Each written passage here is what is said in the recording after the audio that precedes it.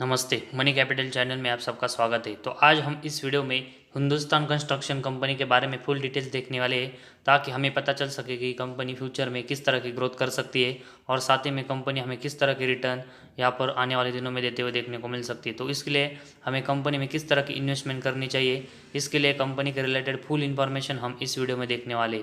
तो सबसे पहले हम कंपनी के बिजनेस के बारे में देखेंगे। तो हिंदुस्तान कंस्ट्रक्शन ये कंपनी हमें इंजीनियरिंग और कंस्ट्रक्शन सर्विस प्रोवाइड करते हुए देखने को मिलती है, जिसके साथ ही में हमें रियल एस्टेट, इंफ्रास्ट्रक्चर और जो अर्बन डेवलपमेंट और मैनेजमेंट है, ये भी काम हमें कंपनी करते हुए देखने को मिल रही है। और हिंदुस्तान कंस्ट्रक्शन कंपनी ये हमें one of the oldest infrastructure companies India में देखने को मिल रही है, जिसकी शुरुआत हमें 1926 यहाँ पर शुरुआत होते हुए देखने को मिल रही है। तो इस कंपनी के बारे में देखेंगे तो कंपनी हमें बहुत ही समय से यहाँ पर इंडिया के मार्केट में काम करते हुए देखने को मिल रही है। और कंपनी का जो सेक्टर है वो हमें यहाँ पर इंफ्रास्ट्रक्चर से रिलेटेड देखने को मिल रहा है। तो इंफ्रास्ट्रक्चर के लिए हमें पिछले कुछ दिनों से और साथ ही में बजट में बहुत ही अच्छी अनाउंसमेंट गवर्नमेंट की तरफ से होते हुए देखने को मिली है।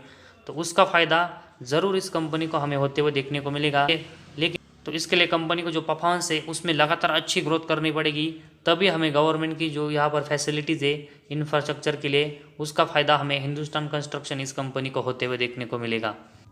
तो सबसे पहले हम कंपनी की जो लेटेस्ट इन्फॉर्मेशन है, मतलब इस Q4 का जो रिजल्ट है उसमें कंपनी किस तरह का परफॉर्मेंस कर रही है उसके बारे में देखते हैं। तो मार्च 22 में कंपनी का अगर हम नेट प्रॉफिट देखेंगे तो ये हमें 31 करोड़ के यहाँ पर इस Q4 में देखने को मिला है, जो कि Q3 में कंपनी का नेट प्रॉफिट हमें 71 करोड़ का देखने को मिला था। तो कंपनी का जो नेट प्रॉफिट Q3 का हमें देखने को मिला है, उससे आधा हमें कंपनी का नेट प्रॉफिट यहाँ पर Q4 में होते हुए देखने को मिला है, जो कि एक निगेटिव बात हमें देखने को मिली है। वही अगर हम पिछले साल के Q4 में देखेंगे तो उस समय कंपनी का नेट प्रॉफिट हमें 157 करोड़ का देखने को मिला था।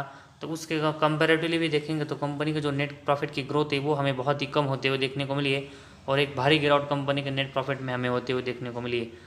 तो क्वार्टरली और ईयरली बेसिस दोनों में अगर हम देखेंगे तो कंपनी का जो नेट प्रॉफिट है उसमें कंपनी का जो परफॉर्मेंस है वो हमें इस Q4 में ख़राब होते हुए देखने को मिला है, और उसी की वजह से कंपनी के शेयर में हमें यहाँ पर गिरावट भी होते हुए देखने को मिली है। इसके बाद कंपनी के अगर हम लॉन्ग टर्म के बारे में देखेंगे तो उसके लिए कंपनी का हमें प्रॉफिट एंड लॉस स्टेटमेंट देखना पड़ेगा। तो उसमें सबसे पहले हम मतलब प्रॉफिट एंड लॉस स्टेटमेंट में सबसे पहले हम कंपनी का जो सेल्स है उसके बारे में इंफॉर्मेशन देखते हैं। तो मार्च 11 में कंपनी का सेल्स 7156 करोड़ का था, और उसके बाद अगर हम देखेंगे तो कंपनी जो अपना सेल्स है वो हमें लगातार साल बढ़ाते हुए देखने को मिली है, और कंपनी का ये सेल्स हमें मार्च 22 में 10,000 करोड़ तक जाते हुए देखने को मिला है। तो कंपनी के जो सेल्स की ग्रोथ है वो हमें यहाँ पर डिसेंट देखने को मिल रही है।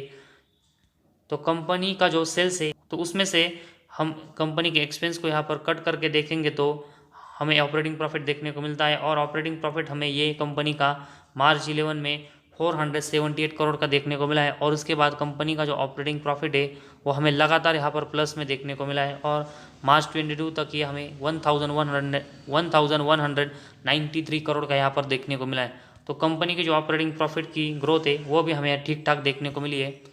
इसके बाद कंपनी का ऑपरेटिंग प्रॉफिट मार्जिन देखेंगे तो 7% का हमें मार्च 11 में कंपनी का देखने को मिला है, जो कि अगर हम इसके बाद देखेंगे तो लगातार हमें ऊपर नीचे होते हुए देखने को मिला है, और लगातार हमें ये प्लस में देखने को मिला है। तो कंपनी का ऑपरेटिंग प्रॉफिट मार्जिन है वो भी यहाँ पर ठीक ठाक देखने को मिला है, लेकिन कंपनी का जो ये अनस्टेबल देखने को मिल रहा है, तो सबसे पहले कंपनी को इसको स्टेबल करके लगातार बढ़ाना पड़ेगा, ना कि यहाँ पर जो लगातार हमें कम या ज़्यादा होते हुए देखने को मिला है। तो उसके कंपेरेटिवली कंपनी को ये स्टेबल करके हर साल अच्छे से ग्रो करना पड़ेगा, तभी हमें कंपनी के परफॉर्मेंस में ये कंट्रीब्यूट करते हुए देखने को मिलेगा।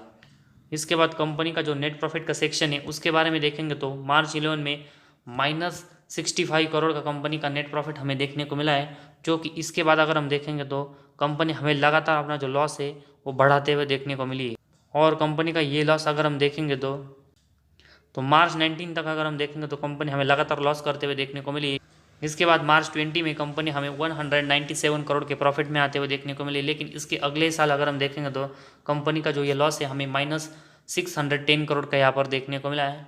और उसके बाद मार्च 22 में कंपनी हमें फिर से 420 करोड़ के यहाँ पर प्रॉफिट में आते हुए देखने को मिली है। तो कंपनी का अगर हम नेट प्रॉफिट का सेक्शन देखेंगे तो सिर्फ मार्च 20 और 22 में 2 ही साल हमें यहाँ पर कंपनी का जो नेट प्रॉफिट है वो हमें यहाँ पर प्लस में आते हुए देखने को मिला है, और कंपनी जो लगातार हमें लॉस करते हुए देखने को मिली है तो वो कंपनी का जो इंटरेस्ट है तो कंपनी को जो इंटरेस्ट रेट चुकाना पड़ता है वो लगातार हमें बहुत ही बढ़ते हुए देखने को मिला है और उसी की वजह से कंपनी हमें नेट प्रॉफिट में लगातार लॉस करते हुए देखने को मिली है। तो कंपनी के overall profit and loss statement अभी हमने देखे, तो इसमें सिर्फ हमें 2 साल यहाँ पर कंपनी अपना जो नेट प्रॉफिट है वो प्लस में यहाँ पर जनरेट करते हुए देखने को मिली है। लेकिन मार्च 22 में अगर कंपनी जो हमें प्रॉफिट में आते हुए देखने को मिली है तो उसकी वजह से हम थोड़ी सी इन्वेस्टमेंट इस कंपनी में कर सकते हैं और साथ ही में इंफ्रास्ट्रक्चर डेवलपमेंट में जो गवर्नमेंट हमें सपोर्ट करते हुए देखने को मिल रही है, तो उसी वजह से थोड़ी इन्वेस्टमेंट अभी हम इस कंपनी में कर सकते हैं। लेकिन ज़्यादा इन्वेस्टमेंट के बारे में अभी हम इस कंपनी में नहीं सोच सकते। जिस तरह कंपनी का जो नेट प्रॉफिट है उसमें कंपनी हमें लगातार यहाँ पर मैक्सिमम लॉस करते हुए देखने को मिल रही है। इसके बाद कंपनी की जो बैलेंस शीट है उसके बारे में हम यहाँ पर इंफॉर्मेशन देखते हैं। तो सबसे पहले हम कंपनी के जो रिजर्व है उसके बारे में इंफॉर्मेशन देखेंगे। तो मार्च 22 में कंपनी के रिजर्व हमें -936 करोड़ के देखने को मिले हैं। तो इससे भी पहले अगर हम देखेंगे तो कंपनी की जो रिजर्व है वो लगातार हमें माइनस में होते हुए देखने को मिले। तो कंपनी का जो रिजर्व है लगातार हमें ऊपर नीचे जरूर देखने को मिले, लेकिन मार्च 16 के बाद हर साल हमें कंपनी का जो रिजर्व है वो माइनस में देखने को मिल रहा है। तो इससे कंपनी हमें बहुत ही जल्द यहाँ पर रिजर्व प्लस में लाते हुए देखने को नहीं मिल सकती, जिस तरह कंपनी लगातार हमें यहाँ पर परफॉर्मेंस देखने को मिले। इसके बाद बोरेंग्स के बारे में देखेंगे तो मार्च 22 में कंपनी का बोरेंग्स 2000 करोड़ का हमें देखने को मिला है। तो ज़रूर हमें कंपनी अपना जो बोरेंग्स है वो लगातार कम कर रही है, लेकिन अभी भी कंपनी के ऊपर इतना बोरेंग्स है और साथ ही में मार्च 22 में कंपनी के जो रिजर्व हमें लगभग 1000 करोड़ के आसपास माइनस में देखने को मिल रहे हैं। तो उससे कंपनी की जो बैलेंस शीट है वो हमें यहाँ पर बहुत ही वीक देखने को मिल रही है और साथ ही में अभी भी हमें कंपनी के ऊपर इतना बड़ा यहाँ पर 2000 करोड़ का बोरेंस देखने को मिल रहा है। तो इसका सीधा इम्पैक्ट अगर हम देखेंगे तो कंपनी के जो इंटरेस्ट रेट चुकाने पड़ते हैं उससे कंपनी के नेट प्रॉफिट पर हमें होते हुए देखने को मिल रहा है। तो हम ये जल्दी नहीं कह सकते कि कंपनी हमें बहुत लगातार यहाँ पर जो नेट प्रॉफिट मार्च 22 में कंपनी का प्लस में आते हुए देखने को मिल रहा है वो लगातार हमें कंपनी मेंटेन करते हुए देखने को मिल सकती है, ऐसा हम अभी नहीं कह सकते। जिस तरह कंपनी के ऊपर हमें बहुत ही बड़ा अभी भी बोरेंस देखने को मिल रहा है, तो इसी वजह से ज़्यादा इन्वेस्टमेंट करना अभी इस कंपनी में सही नहीं होगा। जिस तरह कंपनी की बैलेंस शीट भी अभी हमें बहुत ही वीक देखने को मिल रही है। इसके बाद कैश फ्लोज के बारे में अगर हम इंफॉर्मेशन देखेंगे तो मार्च 22 में कंपनी का जो नेट कैश फ्लो है वो हमें -131 करोड़ का यहाँ पर देखने को मिला है, जो कि मार्च 20 में 5 करोड़ के प्लस में और मार्च 21 में 366 करोड़ के यहाँ पर प्लस में देखने को मिला था। अभी मार्च 22 में कंपनी के जो नेट कैश फ्लो वो हमें माइनस में जाते हुए देखने को मिले, तो उसका इम्पैक्ट हमें कंपनी के परफॉर्मेंस पर यहाँ पर होते हुए देखने को मिलेगा। तो कंपनी को अगर एक अच्छी कंपनी बनना है तो नेट कैश फ्लो जो कंपनी के मार्च 20 और 21 में थे, तो वैसे कंपनी को नेट कैश फ्लो हमें प्लस में जनरेट करने पड़ेंगे, तभी हमें कंपनी अपने परफॉर्मेंस में यहाँ पर इस नेट कैश फ्लो से कंट्रीब्यूट करते हुए देखने को मिलेंगी। तो फिलहाल कंपनी की जो नेट कैश फ्लो है वो भी हमें यहाँ पर ख़राब देखने को मिल रही है। इसके बाद डेप्टर डेज के बारे में अगर हम इंफॉर्मेशन देखेंगे तो कंपनी का जो डेप्टर डेज है वो हमें मार्च 21 के कंपेरेटिवली यहाँ पर कम होते हुए देखने को मिला, जो कि एक अच्छी बात है। लेकिन कंपनी को लगातार इसको कम करके मेंटेन रखना पड़ेगा, तभी हमें कंपनी के लिए एक अच्छी बात यहाँ पर होते हुए देखने को मिलेगी। वही इन्वेंटरी डेज के बारे में देखेंगे तो कंपनी का इन्वेंटरी डेज हमें मार्च 22 में 209 यहाँ पर देखने को मिला है, जो कि अगर हम इससे पहले देखेंगे तो कंपनी का जो इन्वेंटरी डेज है वो हमें बहुत ही ज़्यादा देखने को मिले। तो कंपनी जो इन्वेंटरी डेज में हमें यहाँ पर ग्रोथ करते हुए देखने को मिल रही है मार्च 22 में, तो उससे ही हमें कंपनी का जो नेट प्रॉफिट है वो यहाँ पर इंप्रूव होते हुए देखने को मिला। लेकिन तो कंपनी को जो इन्वेंटरी डेज है वो लगातार यहाँ पर कम करके रखने पड़ेंगे और साथ ही में कंपनी का जो बोरेंग्स अगर हमें कम होते हुए देखने को मिलता है तभी हमें कंपनी के यहाँ पर नेट प्रॉफिट आने वाले साल में यहाँ पर प्लस में लगातार कंपनी कंट्रीब्यूट करते हुए देखने को मिलेगी। इसके लिए कंपनी की जो इन्वेंटरी डेज और डेप्टर डेज है वो कंपनी को लगातार कम करके रखने पड़ेंगे और कंपनी ऐसे करने में सक्सेसफुली होती है। तो इसीलिए हमें लगातार कंपनी के जो इन्वेंटरी डेज और डेप्टर डेज है उसके ऊपर फोकस देना पड़ेगा कि कंपनी इसको कैसे कम करके मेंटेन रखते हुए देखने को मिलती है और कंपनी इसमें अच्छा परफॉर्मेंस हमें करते हुए देखने को मिलती है। तभी हम इस कंपनी में जो इन्वेस्टमेंट है उसको यहाँ पर करने के बारे में सोचेंगे। इसके बाद कंपनी का जो शेयर होल्डिंग पैटर्न है उसके बारे में हम इंफॉर्मेशन देखते हैं। तो मार्च 22 में प्रमोटर के पास हमें 34.71% की यहाँ पर हिस्सेदारी देखने को मिली है। वही एफ के पास हमें 12.15% की यहाँ पर हिस्सेदारी देखने को मिली है। वही डी के पास हमें 13.44% की यहाँ पर हिस्सेदारी देखने को मिली है और पब्लिक के पास हमें 39.70% की यहाँ पर हिस्सेदारी देखने को मिली है। तो प्रमोटर के पास हमें एक ठीक ठाक हिस्सेदारी देखने को मिली है। एफ अगर हम देखेंगे तो दिसंबर 21 के कंपेरेटिवली मार्च 22 में हमें हिस्सेदारी इस कंपनी में बढ़ाते हुए देखने को मिले। तो एफ के बारे में देखेंगे तो कंपनी के जो परफॉर्मेंस इंप्रूव होते हैं उसके बाद हमें शेयर होल्डिंग बढ़ाते हुए देखने को मिलती है, लेकिन कंपनी का परफॉर्मेंस थोड़े ख़राब होते हैं तो हमें थोड़ी सी शेयर होल्डिंग बेचते हुए देखने को मिल रहे हैं। तो कंपनी के जो परफॉर्मेंस है उसके मुताबिक हमें एफआईज और जो डीआईज है उनकी यहाँ पर जो मूवमेंट है वो इस कंपनी में यहाँ पर होते हुए देखने को मिल रही है। और डीआईज के बारे में देखेंगे तो लगातार हमें इस कंपनी में जो शेयर होल्डिंग है वो कम करते हुए देखने को मिल रही है। तो कंपनी का जो परफॉर्मेंस है उसमें कोई ज़्यादा इंप्रूवमेंट यहाँ पर 1-2 साल छोड़कर हमें होते हुए देखने को नहीं मिली है। और इसी वजह से डीआईज है वो हमें इस कंपनी में लगातार अपनी जो शेयर होल्डिंग है वो कम करते हुए देखने को मिले। वही पब्लिक के पास देखेंगे तो लगभग सबसे ज़्यादा शेयर होल्डिंग हमें पब्लिक के पास देखने को मिल रही है। तो जैसे पेनी शेयर के बारे में हम देखेंगे तो बहुत सारे जो पेनी शेयर होते हैं उसमें हमें पब्लिक की जो इन्वॉल्वमेंट है वो बहुत ही ज़्यादा देखने को मिलती है।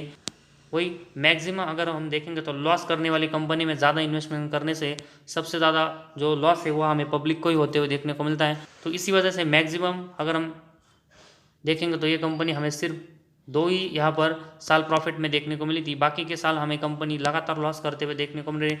तो इसी वजह से इन कंपनी में यहाँ पर ज़्यादा इन्वेस्टमेंट के बारे में हमें सोचना नहीं चाहिए। तो एफआईज और डीआईज है वो कभी भी किसी भी कंपनी में अपने जो शेयर होल्डिंग है वो बेचकर हमें जाते हुए देखने को मिल सकते हैं और हमें इतना जल्दी पता भी नहीं चलेगा कि उनकी जो शेयर होल्डिंग है वो कम हुई है। और इसी वजह से हमें यहाँ पर कंपनी के जो परफॉर्मेंस है, साथ ही में कंपनी की बैलेंस शीट कितनी मजबूत है और कंपनी हमें लगातार जो नेट प्रॉफिट है उसमें कैसा परफॉर्मेंस कर रही है वो देखने के बाद ही हमें किसी भी कंपनी में यहाँ पर ज़्यादा इन्वेस्टमेंट करना चाहिए।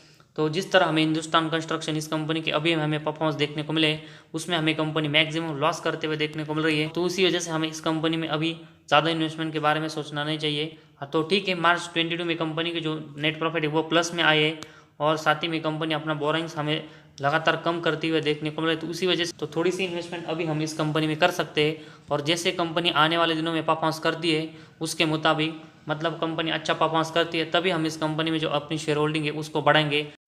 तो इस वीडियो में बस इतना ही। अगर आपको हमारा वीडियो पसंद आया तो इस चैनल को ज़रूर सब्सक्राइब कीजिए।